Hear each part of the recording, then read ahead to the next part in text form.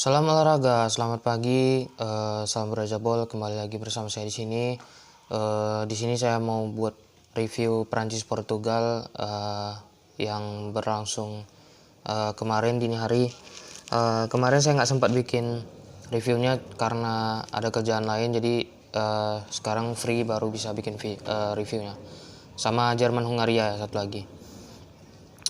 Untuk Jerman Hungaria itu di luar dugaan Jerman ketinggalan 1-0 di menit 12.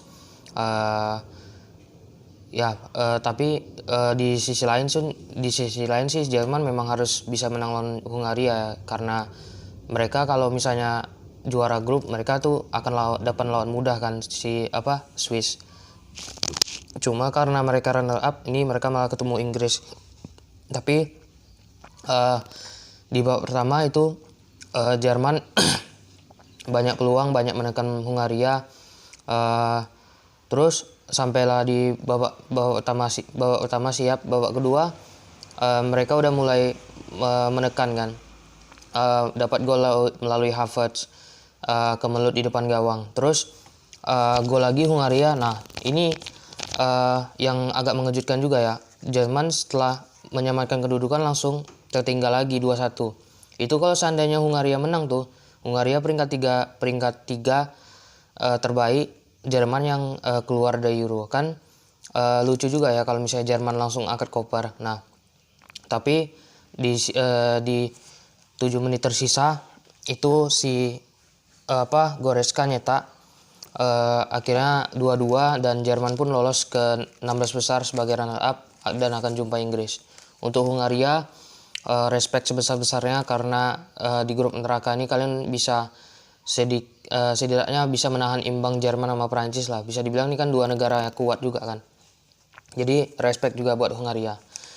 Kita ke Prancis Portugal. Prancis Portugal ini saya nonton. Untuk Prancis itu line up-nya yang agak mengejutkan bagi saya itu tidak dimainkannya Rabiot sama Pavard. Rabiot kan posisinya di gelandang bertahan, ya kan.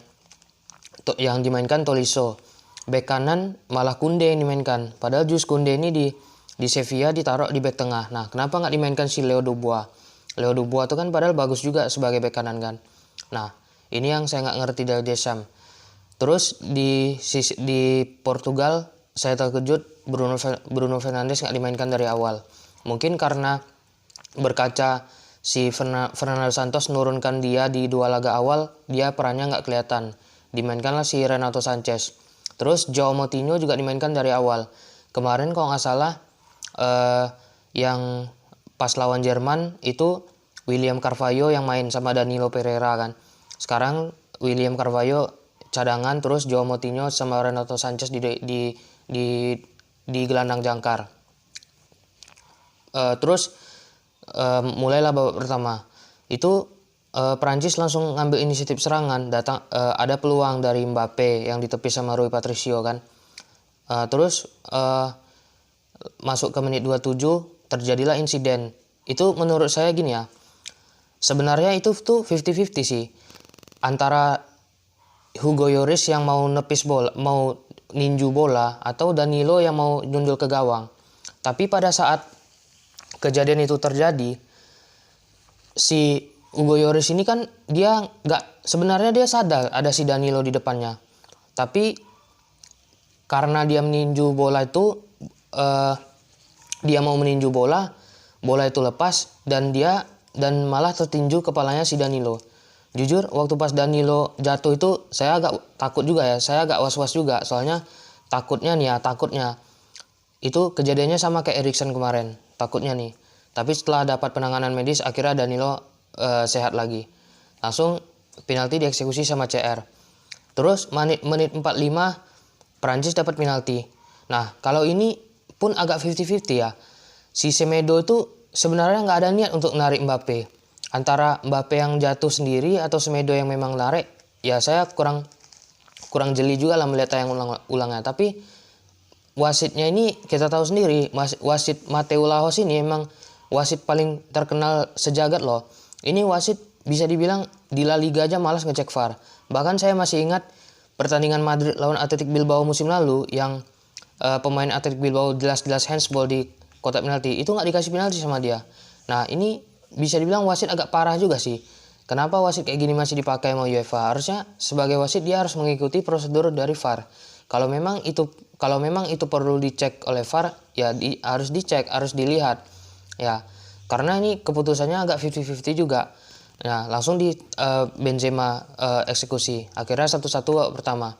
Masuk babak kedua, umpan panjang dari Pogba, itu umpannya BTW keren kali ya. Langsung disambar sama Benzema, gol 2-1.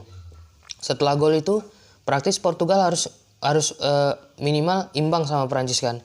Nah, akhirnya dapat momen lagi penalti, Jules Koundé handsball. Nah, kejadian Jules Koundé handsball itu sebenarnya mirip kemarin pas pemain Athletic Bilbao itu handsball pas lawan Madrid. Ya cuman kita nggak tahu si Antonio Mateo Laos ini kan kadang ada kadang kalau bahasa kita ada sedeng-sedengnya.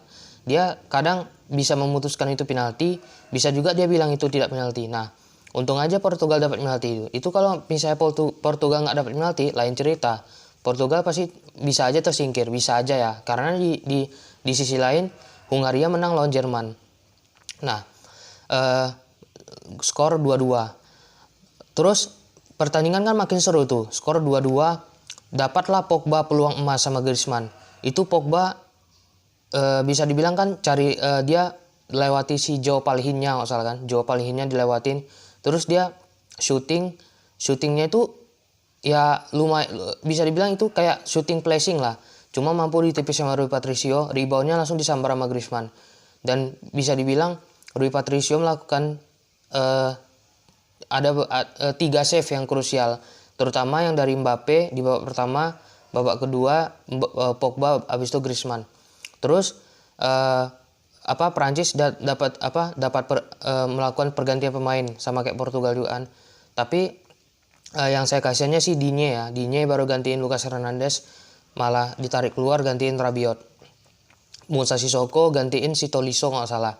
Terus Portugal Joao Palhinha, Sergio Oliveira, Bruno Fernandes, Ruben Neves masuk semua, gantiin Renato Sanchez, Bernardo Silva, Diogo Jota sama Danilo. Praktis skor imbang 2-2, hasil yang sangat layak. Dengan hasil ini Portugal lolos ke 16 besar. Bakal jumpa Belgia, langsung lawan tangguh ya. Prancis ketemu Swiss, sedangkan Jerman ketemu Inggris. Jadi berakhirlah fase grup yang penuh drama ini ya. Dari awal kita terkejut dengan berita Eriksen sampai sekarang pertandingannya sangat seru. Oke, itu aja dulu.